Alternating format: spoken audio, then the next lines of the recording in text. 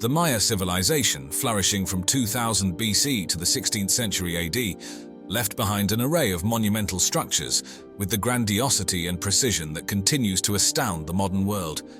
These temples, pyramids, and palaces dotted across the Yucatan Peninsula rise from the jungle as if defying the very gravity that binds us.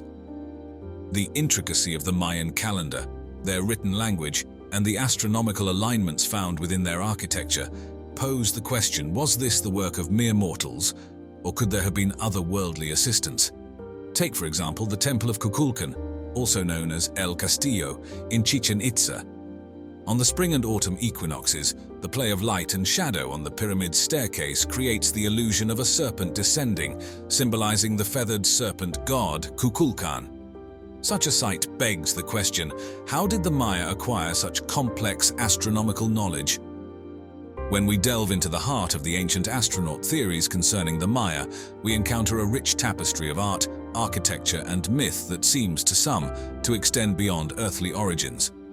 Proponents of these theories point to various artifacts and architectural marvels, claiming they could be evidence of extraterrestrial contact in ancient times. Take, for example, the intricate stelae and murals found in sites like Palenque and Bonampak. These ancient stones, etched with the history and cosmology of the Maya, depict what some believe to be figures in elaborate costumes that could be interpreted as some form of spacesuit.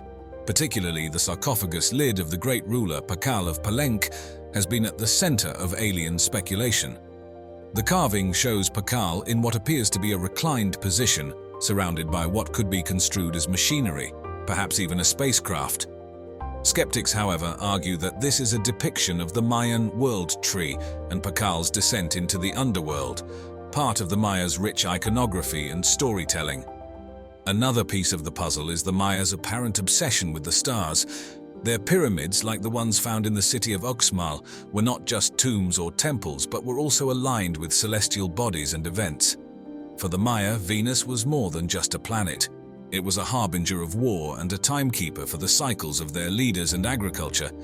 The movements of Venus were tracked with such accuracy that some theorists suggest it was not just through careful observation, but through a knowledge given to them with hints of an extraterrestrial source. Beyond the alignment of their pyramids and the precision of their astronomical knowledge, the Maya's own creation stories speak of gods who descended from the sky. The Popol Vuh, the sacred book of the Maya, recounts the story of the hero twins who ascend to the heavens and converse with the gods themselves.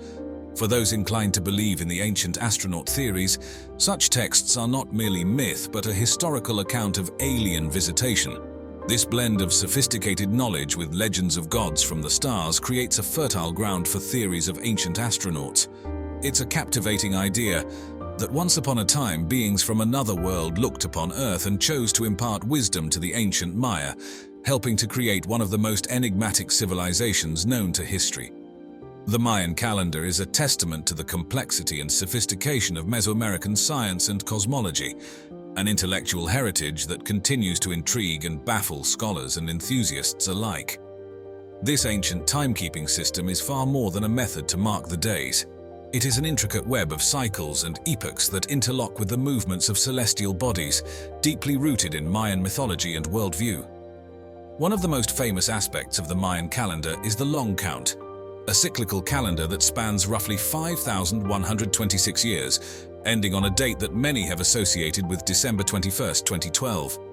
This particular date caused a modern-day stir, with some interpreting it as a prediction for the end of the world. In reality, for the Maya, it signified the end of a great cycle and the beginning of another, much like the odometer of a car rolling over to mark a new mileage. Within the long count are smaller cycles like the Tzolk'in, a 260-day calendar which intertwines a sequence of 20-day names with 13 numbers, creating 260 unique day combinations that had both practical and ceremonial importance. It is believed this calendar was used for determining auspicious days for events such as sowing crops, warfare, and religious ceremonies. The Hab, a solar calendar, had 365 days and was used alongside the Tzolk'in to create a synchronized cycle called the calendar round, which would repeat every 52 Hab years. The precise alignment of their calendar with astronomical cycles is evidence of the Maya's extensive knowledge of astronomy. They were meticulous sky watchers, documenting the patterns of the moon, the apparitions of comets, and even the cycles of planets such as Venus and Mars with startling precision. Their observatories, like the Caracol at Chichen Itza, were marvels of architectural engineering designed to cast a watchful eye upon the heavens. The calendar also held a sacred aspect. The Maya believed that time was a living entity and that each day had a specific deity associated with it, which would influence the day's events.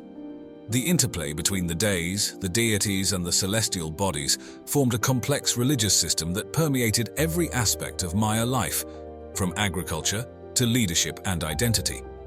Much of what we know about the Maya calendar comes from codices, like the Dresden Codex, which is filled with astronomical tables that predict eclipses and the movements of planets with astonishing accuracy.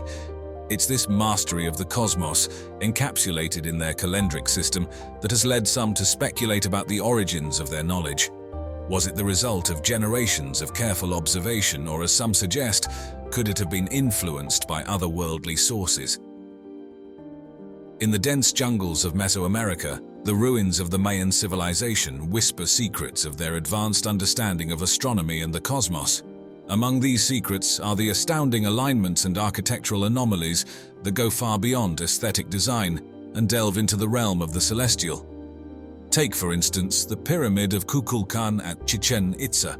Twice a year during the spring and autumn equinoxes, the setting sun casts a series of shadows on the steps of the pyramid that resemble the slithering body of a snake, culminating in the stone-carved head of Kukulkan at the base. This isn't just a coincidence. The Maya had engineered this astounding phenomenon with intentional precision, marrying their architectural prowess with their astronomical observations. This shadow play is not the only instance where architecture and cosmology intersect in Mayan culture. The orientations of many Mayan temples and pyramids align with the positions of the rising or setting sun on significant dates, such as the solstices.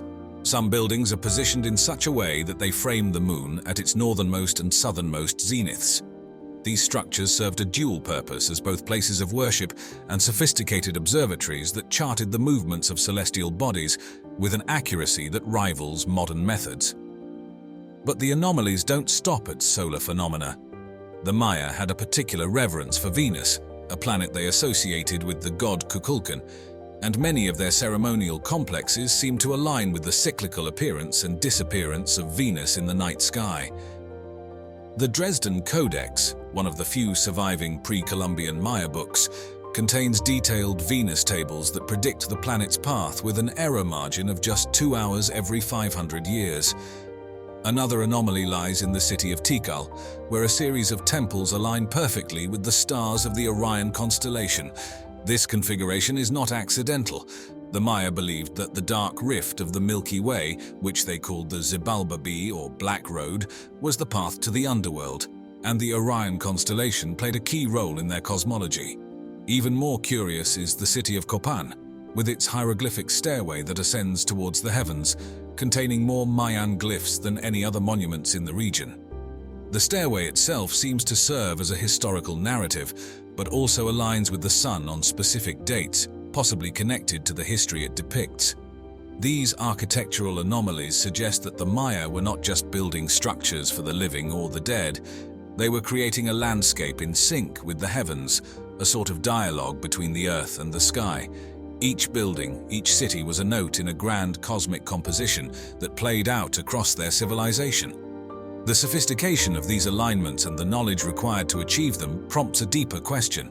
Was this advanced understanding of astronomy and mathematics homegrown, or is it possible that it was influenced by external forces, perhaps by encounters with advanced travelers from beyond our world? While mainstream archaeology credits centuries of accumulated knowledge and cultural evolution, the idea of extraterrestrial influence remains a tantalizing possibility for many. The architectural marvels of the Mayan civilization remain not only as a testament to their religious and cultural beliefs, but also as an embodiment of their engineering acumen and sophisticated knowledge systems. Deep within the Central American rainforest, structures such as pyramids, temples, and entire cities reflect a level of advanced engineering that seems almost anachronistic for their time. Among the many feats of Mayan engineering, the water systems of Palenque stand out. They constructed an intricate network of aqueducts, underground channels, and reservoirs to manage the flow of water with precision. The genius of this design is evident in the way it mitigated flooding during heavy rains, conserved water for periods of drought, and even controlled water pressure. They used the natural incline of the land to their advantage, showcasing an understanding of hydraulic engineering that was incredibly advanced for a civilization of the pre-industrial era. In terms of materials, while the Maya lacked access to metals like iron or steel, they nonetheless erected structures that have withstood the test of time. They developed a type of concrete from burning limestone and mixing it with water, creating a substance that hardened over time. This material was often used in conjunction with their detailed stonework. The precise way the Mayans cut and fitted these stone blocks together, often without the use of mortar, is a marvel of construction. Some of these joints are so tight that even a sheet of paper cannot be inserted between the stones. The Mayans also displayed a profound understanding of acoustics. The Great Ball Court at Chichen Itza, for example, is an architectural phenomenon. If a person claps their hands at one end, the sound creates a series of echoes that mimic the chirp of the sacred Quetzal bird. This is no simple echo, but a sophisticated manipulation of sound waves, deliberately achieved through the dimensions and textures of the structure. Such intentional acoustic effects are also found in their temples and pyramids, where footsteps ascend to sound like raindrops, and spoken words can travel across vast courtyards with clarity. Imagine traversing the highlands of Peru and stumbling upon the ruins of Machu Picchu.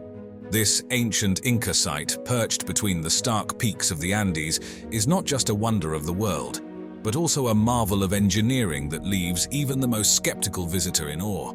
The Incas constructed this citadel without the wheel, without iron tools, and without a written plan, yet its buildings, terraces, and ramps blend seamlessly into the mountain topography. What's particularly astonishing is the precision with which the Incas cut and fitted stones. Some of these stones weigh well over 50 tons, yet they interlock with such exactness that the joints don't permit the passage of a hair. This level of detail suggests more than just architectural prowess. It whispers of an intimate understanding of geology, geometry, and astronomy. The stones themselves, some believe, carry a celestial secret. The Inca civilization revered the heavens, and their builders oriented the entire city astronomically. Certain windows and doorways align perfectly with the solstices, while others frame mountains that were sacred to their cosmology. There's a rhythmic pattern to these structures that seems to echo the celestial dance of stars and planets. Then there's the question of how these massive stones were transported. Legends speak of a mystical technique involving the use of sound to levitate the boulders. While this sounds like the stuff of science fiction, it aligns with the Incas' advanced knowledge of acoustics, evidenced by places like the Sacsayhuaman fortress, where even a whisper can carry across great distances due to the architecture's acoustic properties. The method of cutting the stones is equally baffling. Some stones have perfectly straight cuts and angles that would challenge modern power tools. Theories abound, from the use of a plant with acidic properties to soften rock, to the possibility of advanced ancient technologies lost to time. The lack of definitive evidence has allowed speculation to flourish, with some postulating that these cutting methods are not of this world. Moreover, the way these structures have withstood the test of time and resisted earthquakes is further testimony to their engineering. The Incas employed a technique known as ashlar masonry, where stones are cut to fit together without mortar. Remarkably, during seismic activity, these stones dance. They move and then settle back into place, unharmed. This isn't just construction. It's a harmonious dialogue with the Earth's movements.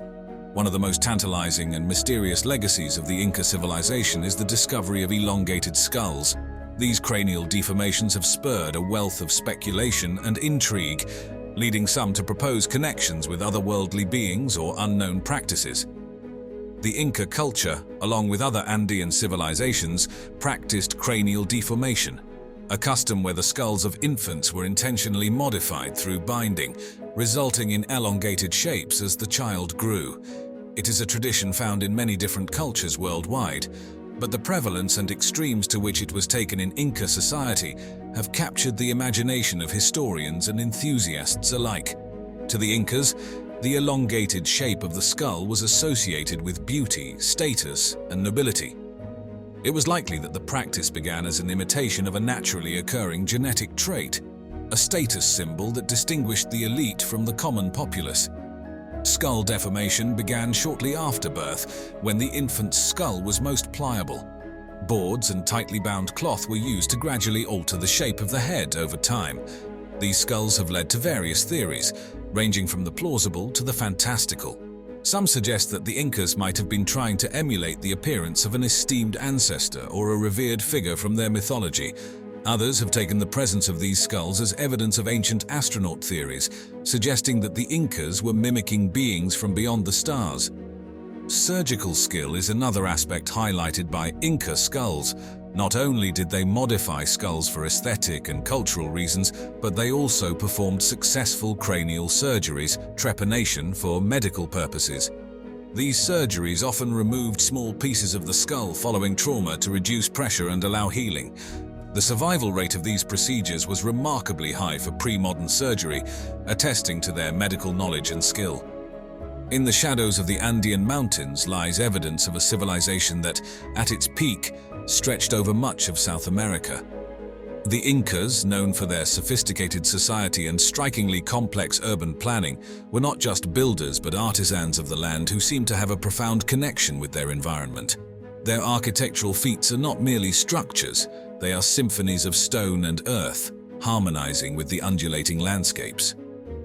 One of the most puzzling aspects of Incan architecture is its diversity and adaptation to the challenging terrain of the Andes. From the arid coastal plains to the steep highlands, Inca structures were tailored to their surroundings with such efficiency that modern engineers still study their techniques. For instance, the city of Pisac is a testament to the Incas' understanding of agricultural and urban planning. It features an integration of water management and terrace farming that maximizes the arable land area, turning steep mountainsides into lush, productive gardens. The use of terracing is a marvel in itself. These weren't just simple dirt embankments. The Incas constructed multi-layered terraces with a sophisticated drainage system to prevent waterlogging and soil erosion. Beneath the surface of each terrace lies a complex layering of sand, gravel, and rock that filters water and ensures the survival of crops even in the harshest of droughts. And then there's Ollantaytambo, a fortress that doubles as a temple, exhibiting both the defensive might and the spiritual aspirations of the Inca.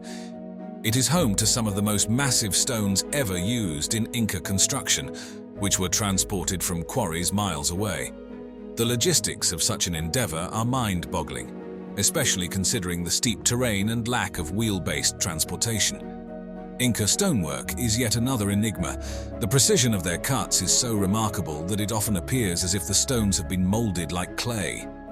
No mortar was used, the stones are so exquisitely carved and wedged that they have survived centuries of earthquakes. This masonry was not merely functional but also symbolic, often representing the Incas' relationship with nature. The famous 12-angled stone in Cusco is not just an architectural wonder, but a symbol of the Incas' ability to master the wild, unruly forces of the earth and bind them into a coherent, ordered form. Their cities, like Machu Picchu, defy conventional understanding. Placed high in the clouds, these urban centers were self-sufficient, with advanced water channels and storage systems, ensuring a constant supply of fresh water. The careful placement of buildings to catch the morning sun or to provide a windbreak speaks of a detailed knowledge of the environment and an ability to adapt structures to serve both practical and ceremonial purposes. Indeed, their architectural achievements seem almost superhuman, which fuels speculations about where the Incas could have acquired such knowledge. Some believe that their wisdom was not of this earth, given to them by visitors from the stars who left no other trace than these marvels of stone and soil. This theory is bolstered by the Incas' own mythology, which tells of Viracocha, the creator god who came from the sea and taught the Incas all they knew before heading into the west. On the arid plains of the Peruvian desert, the Nazca lines sprawl across the landscape like a vast tapestry of geoglyphs etched into the earth.